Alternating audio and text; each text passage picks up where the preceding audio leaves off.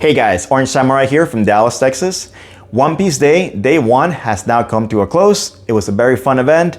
A lot of exciting news came out of this event as well. So let me tell you about them. First, as you might have seen, this event had 2 buildings to choose from. Event number 1 was going to be the exhibit building, and that one was more of a general admission, more spectator things to do per se.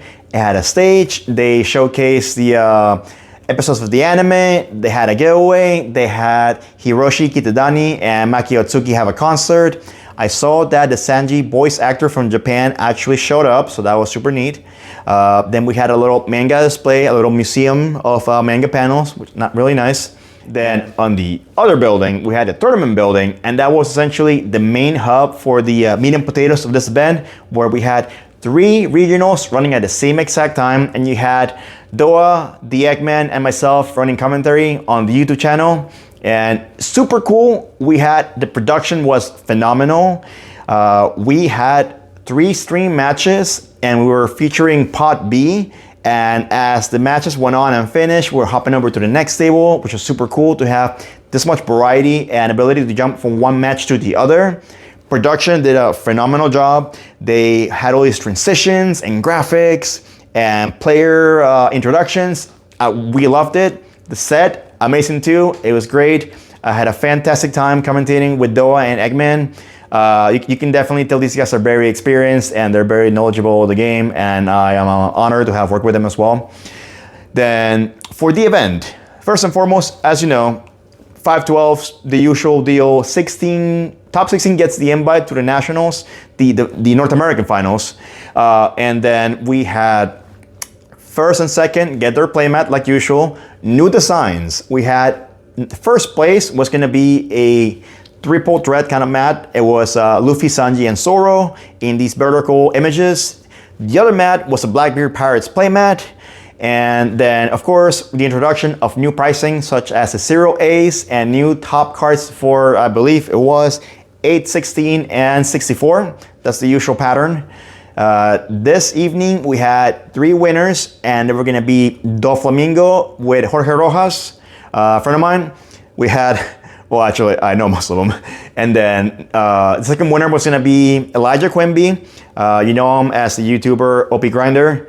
And he also got the win with Doflamingo. And third, from Since Day One's team, Michael Kano's team, one of my friends, we had Daniel Alvarez, and he won playing Purple Luffy. As you might have seen, we had some big news coming off the exhibit hall. We had Shun, the producer for the One Piece card game. He actually revealed some really exciting news. First and foremost, he did tell us that we had a whole new event system per se, the Pirate League, and that's super cool that we had this system where people would play in their store and get representatives to play other store representatives. So more details on that will come as soon as I post it on the official website. But I think it's a really cool idea to have your LGS involved in tournament play and have teams represent each other. I think it makes all these stores feel more special to play at. My only concern is going to be that I think a lot of the people that go to one store, they might also go to the other store. So I don't know how they're going to sort out who gets which player, right? But we'll see as details drop down the line. And then we had confirmation over the 6 new starter decks on when we were getting them, and it's going to be in September. Lastly, big announcement. Shun had announced that we are going to be getting a global simultaneous release starting in 2026. Super cool news. It's always been a point of contention on whether or not it's worth it to have a different meta, to have Japan be way ahead of us, because like we're just getting OP10 and they're getting OP12.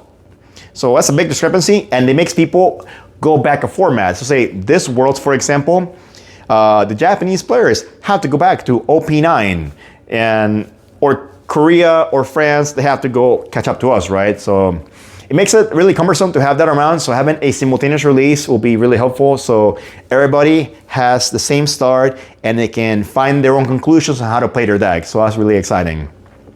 But yeah, so that was the majority of things that happened on the event. There were some other little neat things here and there. I saw a chopper walk around the venue. Unfortunately, I did not get to see it, but I did see the video on Twitter. I hope that I can get to see it later tomorrow. And then also, again, like I said earlier, concert by Hiroshi Kitadani, Maki Otsuki. They're most likely going to have a second part tomorrow as well. Surprisingly, this was not advertised, but they had Sanji's Japanese voice actor, which I didn't know that was a thing. And I'm scrolling through Twitter, X, and I see, when did this happen? That was cool. They teased the return of the One Piece anime, the actual continuity, because we're currently on a hiatus using the Fishman Island arc remake. And then they did have a panel for the English voice actors for Lucci and for Chopper. So a lot of action happening over in the exhibitors hall. And then, yeah, it was a lot for this event. A lot of things were happening, and I feel like I wish I could also be on both halls so I don't have to miss out. But again, I'm back in my hotel room, and I got to catch up with things. And I really think that this is a step in the right direction to have the global release, because then there won't be an issue of making people go back and play a set that they played months ago. I think it's a little awkward. And also the fact that now that's gonna shut all the complainers that, oh yeah, no, Japan or Asia invented this, or this and this and that, or how America's behind. And I think now we're all starting at the same time, so it's gonna be time to put up or shut up to show who the best reading is.